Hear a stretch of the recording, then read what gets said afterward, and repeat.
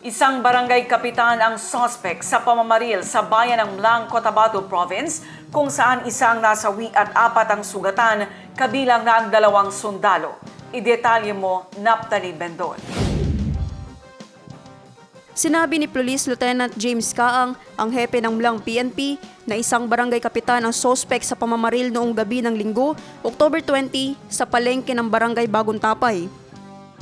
Mayroon silang activity sa kanilang barangay, and then mayroong isang lasing na nagwala. Doon nagalit si kapitan, pinahinto niya yung activity nila. And then after niya pinahinto niya yon, umalis yung mga tao at allegedly hinarang nila yung entrance papasok ng kanilang market. And then dumating itong 2 sundalo at nagkaroon sila ng altercation, nagkaroon sila ng ni kapitan at yun na, umantong na doon sa pamamaril po.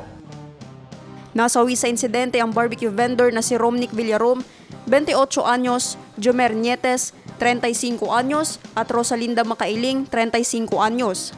Kinilala naman ang 2 sundalo na sugatan na sina Gilbert Dasig, 30 anyos, at Roland Duron, 27 years old.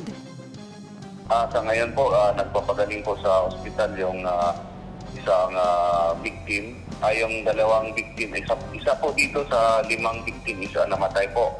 And then yung isang sundalo is dinala ata ng, as per information, dinala na ng Biluna Hospital sa ospital nila sa Manila. Then yung isa nagpapagaling pa ngayon sa ospital dito sa Kidapawan po. Naisampa na rin umano ang kaso laban sa suspect. Since the incident, nagtatago siya. And then kanina, since na-file na yung isang case niya, lumabas nag-post ng bail.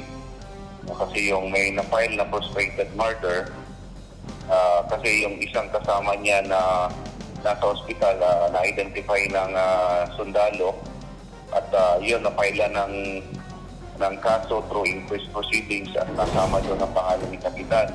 So, na-resolve na ito ng piskalya at nakapag-post na ng bail kanina.